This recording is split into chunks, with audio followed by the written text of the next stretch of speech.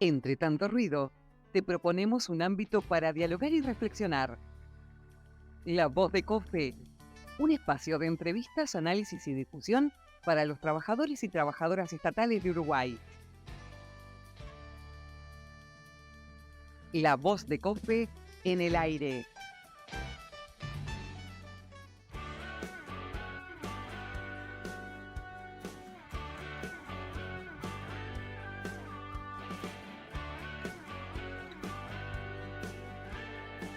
¿Cómo están todos? Bienvenidos. Nos encontramos una vez más en La Voz de COFE, en esta casa que semanalmente quiere llevarles a ustedes toda la información necesaria respecto a cómo se está trabajando, cuáles son los temas que hay que tener en agenda y no descuidarse porque va llegando fin de año. A veces uno piensa que los temas van quedando de lado, pero sin embargo hay temas que son sindicales, que son de los funcionarios, que son de la gente que los están viviendo y es necesario tener una voz que se acerque a todos ustedes y les cuenten qué es lo que está pasando. Una vez más, le damos la bienvenida en La Voz de COFE a Martín Pereira, presidente de COFE, y también está con nosotros, como siempre, también José López, que es vicepresidente del PIT-CNT y secretario general de COFE.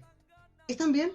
Sí, muy bien. Perfecto. Siempre contento de estar contigo acá. Bien, perfecto. Para nosotros también un placer de llegar con diferentes temas y algunas que venimos ya abordándolos anteriormente y otros que van a ser nuevos. Por ejemplo, venimos abordando desde hace algunas semanas el tema del recurso de presentación de firmas, que tuvimos un evento incluso allí detrás de la Plaza Cagancha, ¿verdad? Donde se reunieron funcionarios y trabajadores del Estado por esa nueva normativa que tiene que ver con las licencias de los funcionarios. ¿Hay novedades al respecto? Sí, hay novedades al respecto. Como habíamos anunciado, había una posibilidad de presentar una nueva tanda de firmas para acompañar el recurso, la acción de inconstitucionalidad que presentamos. Y bueno, vamos a estar hoy comunicando a todos los sindicatos que un plazo determinado para presentar las firmas de los compañeros que les descontaron este mes y que ya tienen, digamos, el descuento en el salario, para presentar una nueva tanda de firmas en la inconstitucionalidad para que se pueda de alguna manera agrandar ese espectro de trabajadores que ya han sido castigados por este nuevo sistema. Recordamos que se había dicho que cuando hubiera un funcionario que tuviera consecuencias ya se iba a presentar ese recurso y que tenemos también el recurso internacional presentado en organismos internacionales para que se resuelva también al respecto. Exacto, y que en estos días, creo que es el 7 que termina el Consejo de Administración, y allí se estaría definiendo la admisibilidad del reclamo que presentó COFE.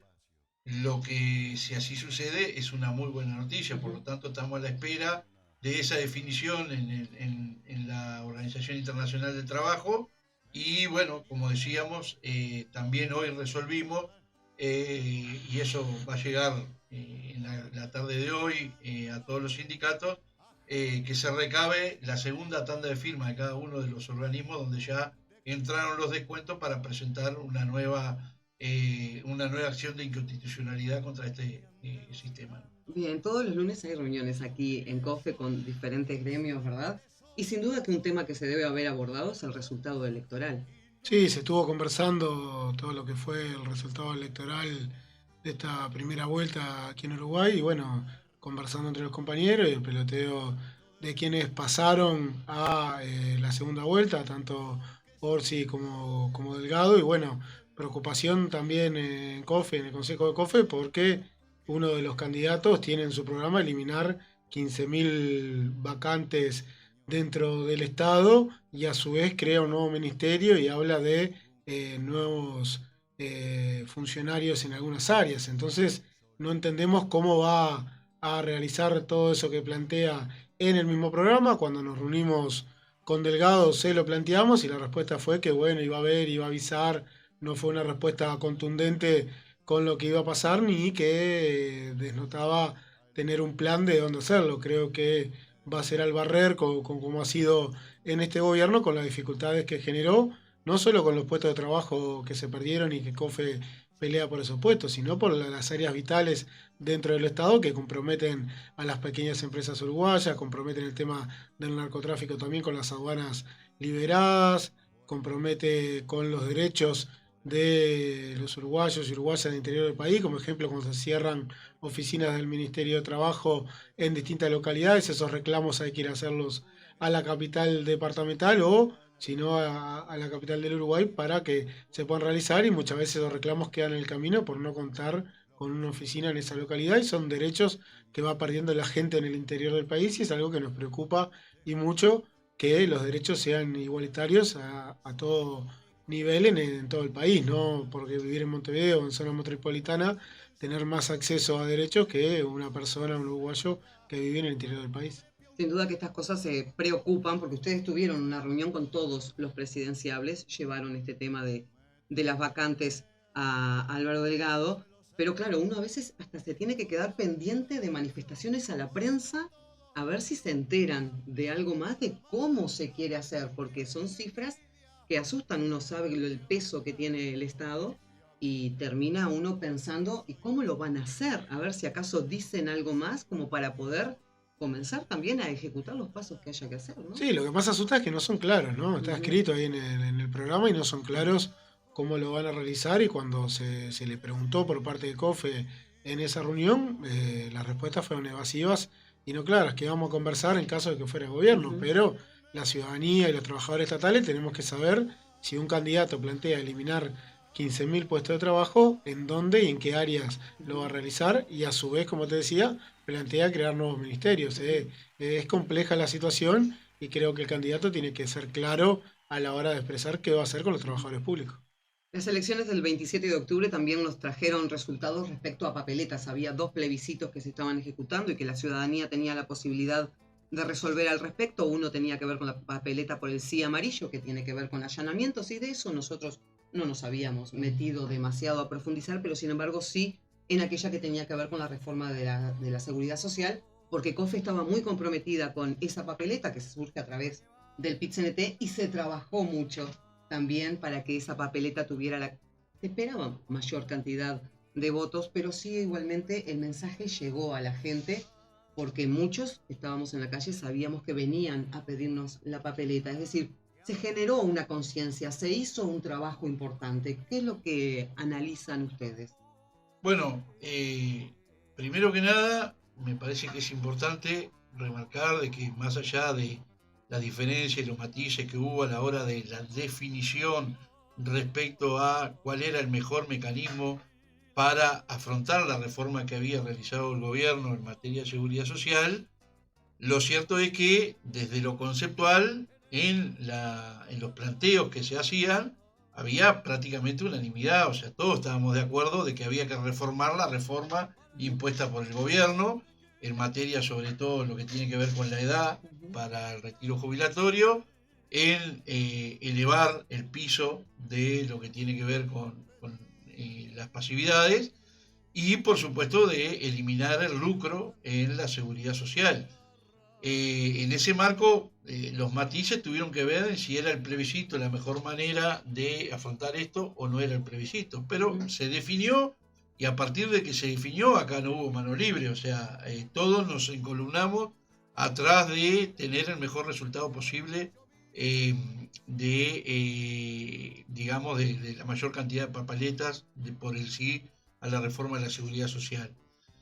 Y si bien no se cumplió el objetivo, eh, porque entre otras cosas peleamos contra todos los detractores que tenían que ver con toda la coalición de gobierno, pero también con gran parte del Frente Amplio, los sectores más grandes que entendían que ese no era el mecanismo, y contra los medios hegemónicos de comunicación que permanentemente estaban, digamos, taladrando la cabeza para que no se llegara a cumplir ese objetivo. Las propias AFAP se comenzaron a mandar Sí, claro. mensajes vía mail, vía WhatsApp y Exacto. demás a todos sus afiliados. Entonces, en ese marco de situación, y a pesar de todo esto, igual se consiguieron casi 1 millón de votos a favor de la papeleta.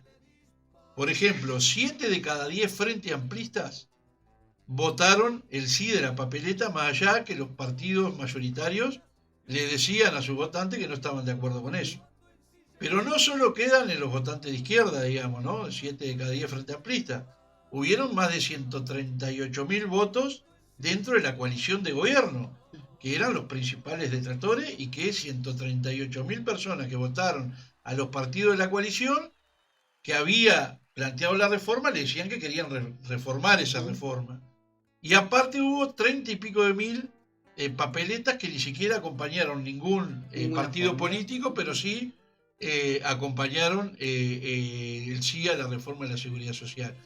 Entonces, es difícil entender lo que quieren instalar algunos, de que, bueno, si no se llegó, ya se pronunció el pueblo, y que en función de eso, esto es caso cerrado.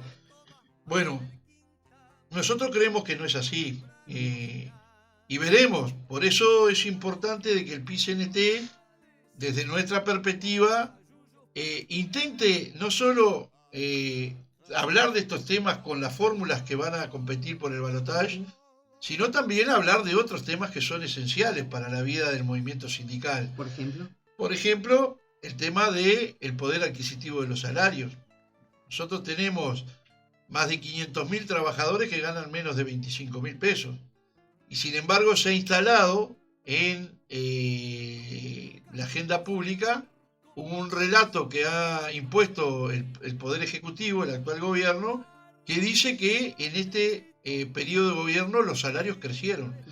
Y eso es relativamente verdad. Algunos salarios crecieron, algunos salarios recién empezaron a recuperar y tener el mismo poder adquisitivo que tenían en el 2019, y hay otros salarios que todavía tienen pérdida salarial. De los salarios más bajos, pero también de los salarios más altos. Dentro de los afiliados a COFE, ¿esa situación se da también? Claramente, sí. Porque nosotros tuvimos dos problemas. Uno fue un impuesto que se le puso a todos los salarios más altos en el medio de la pandemia, que nunca se recuperó. Pero aparte de eso, y esto fue una decisión consensuada en COFE, para elevar los salarios más bajos, nosotros definimos que el aumento fuera por partida fija. Por lo tanto, hay compañeros que están por encima de 80.000 pesos que ni siquiera recuperaron lo que perdieron en la pandemia. Entonces, de eso hay que hablar. Y el PIT-CNT no se puede olvidar de esas situaciones. Pero no solo por lo de COFE, sino porque estas asimetrías están en todas las áreas de trabajo, tanto en la actividad pública como en la actividad privada. Pero también tenemos que, desde el PIT-CNT, hablar de otras cosas, como es las políticas de empleo de cada uno de los partidos, de cada uno de los programas. ¿Cuál es el programa? ¿Qué es lo que dice el programa del Frente Amplio y qué es lo que dice el programa de la coalición de gobierno? Que todavía no sé si lo tiene. Que todavía tiene que salir de estos días, ¿no? Todavía no hay. Respecto a esto, lo único que sabemos, por ejemplo, de la coalición de gobierno, lo que decía Martín, que van a reducir 15.000 puestos de trabajo en el Estado.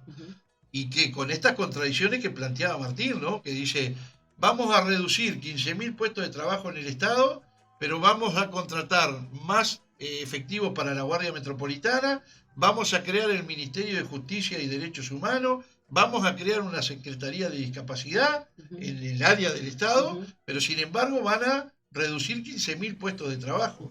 Entonces, ¿con qué gente se va a atender eso? ¿A quién le explica Delgado cómo va a hacer eso? Porque lo que nos dijo a nosotros, que lo planteó Martín claramente, es que todavía ellos no sabían cómo se iba a hacer y que se comprometían que si eran gobierno nos lo iba a empezar a explicar en el periodo de transición. Entonces nosotros, por supuesto que tenemos que enfrentar esto. Y bueno, la política de empleo es un tema que el PIT-CNT tiene que instalar, el tema de la reducción de la jornada laboral también, el tema de todo lo que tiene que ver con el nuevo mundo del trabajo. ¿Cómo vamos a afrontar con el avance de la tecnología, con todo el tema vinculado a inteligencia artificial y todo lo que está sucediendo en el mundo del trabajo? ¿Cómo desde el movimiento sindical le vamos a hacer propuestas al gobierno que sea para que no tengamos más desempleo y podamos afrontar esas nuevas formas de trabajo que van a aparecer en el mundo del trabajo?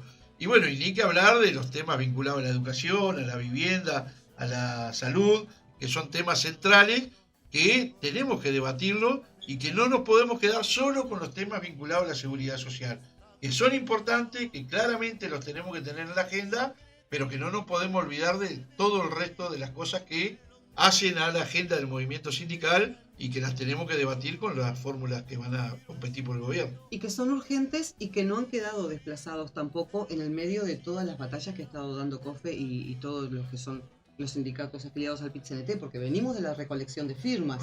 Después de la recolección de firmas, el trabajo para que se efectivizara este plebiscito y se ganara. Y entre medio, además, pasaban cosas, como por ejemplo lo de las licencias u otras leyes que se iban discutiendo en el Parlamento. Es decir, todo va de la mano y en caminos paralelos. No se puede segregar una cosa por la otra. ¿Es momento de pensar de separar los plebiscitos de las elecciones nacionales?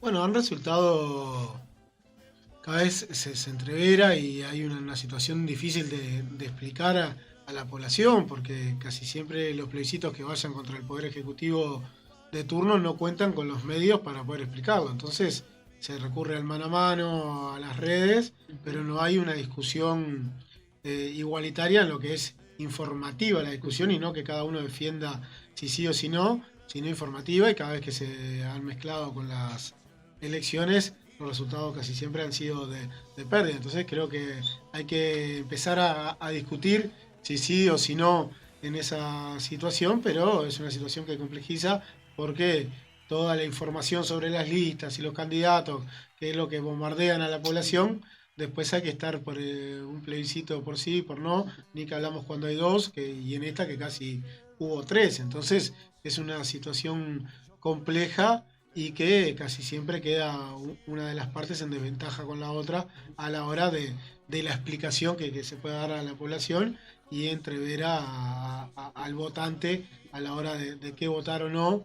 Y que tengan los mismos tiempos, ¿no? Sí. Porque los mismos tiempos de exposición para las diferentes temáticas yo igual ahí ha costado. Creo que hay que darle un debate más profundo, ¿no? Porque el ejercicio de la democracia directa es muy importante, sí, pero cuando uno empieza a acumular derrotas de plebiscito tras plebiscito, me parece que deberíamos profundizar en algunos aspectos más concretos cuando queremos promover un plebiscito, ¿no? Porque plebiscito, referéndum, cualquiera de las modalidades de la democracia directa.